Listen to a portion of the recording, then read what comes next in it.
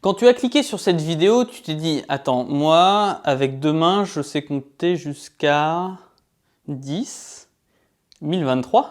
Nom de Zeus! Eh bien oui, nos 10 doigts nous permettent bien de compter jusqu'à 1023. Et avant d'utiliser nos deux mains, posons-nous la question, jusqu'à combien peut-on compter avec une main? 31. Démonstration. 1, 2, 3, 4, 5, 6, 7, 8, 9, 10, 11, 12, 13, 14, 15, 16, 17, 18, 19, 20, 21, 22, 23, 24, 25, 26, 27, 28, 29, 30 et 31. Bien sûr, ce n'est pas aussi simple que de compter simplement les doigts levés. Mais le procédé n'est pas non plus trop dur à comprendre. On lève successivement le pouce, l'index, le majeur, l'annulaire, puis l'auriculaire, en baissant à chaque fois les doigts, tous les autres, lorsqu'on lève un doigt un peu plus élevé. Maintenant qu'on a compris comment énumérer, voyons comment trouver une configuration. Chacun des doigts a une valeur. Le pouce c'est 1, l'index 2, le majeur 4, l'annulaire 8 et l'auriculaire c'est 16. Cela correspond à la suite des doubles en partant de 1. 2, 4, 8, 16. S'il est relevé, on prend en compte sa valeur. S'il ne l'est pas, on l'ignore. Prenons l'exemple de cette configuration. 16 plus 4 plus 2. C'est le nombre 22. Cette position maintenant, 8 plus 4 plus 2, c'est le nombre 14. A l'inverse, voyons comment trouver une configuration. Si on veut représenter le nombre 25, il faut trouver comment il se décompose avec la suite des doubles. 25, c'est 16 plus 8 plus 1. C'est donc cette position.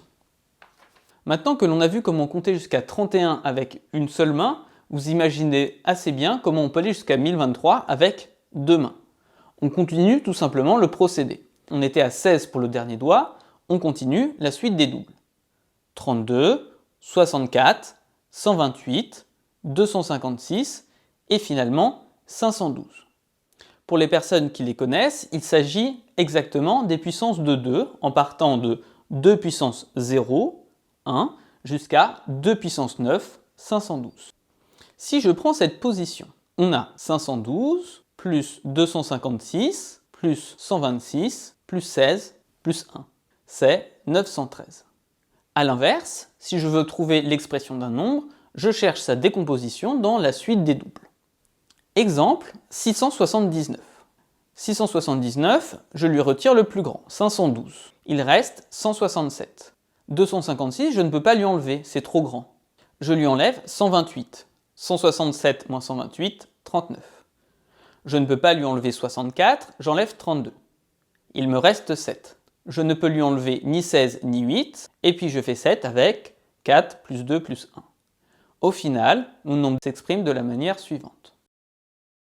Le nombre maximum que l'on peut exprimer, c'est la somme 512 plus 256 plus 128, etc. jusqu'à plus 1. Ça fait 1023.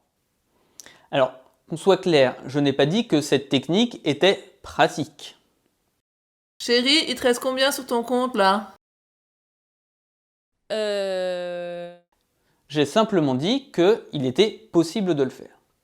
Mais ce qui est particulièrement intéressant, c'est le lien entre cette technique et la numération binaire, qui est celle des ordinateurs. Si on note 1 pour un doigt relevé, 0 pour un doigt baissé, le positionnement des doigts correspond exactement à l'écriture binaire du nombre en question. Par exemple, notre 913 de tout à l'heure.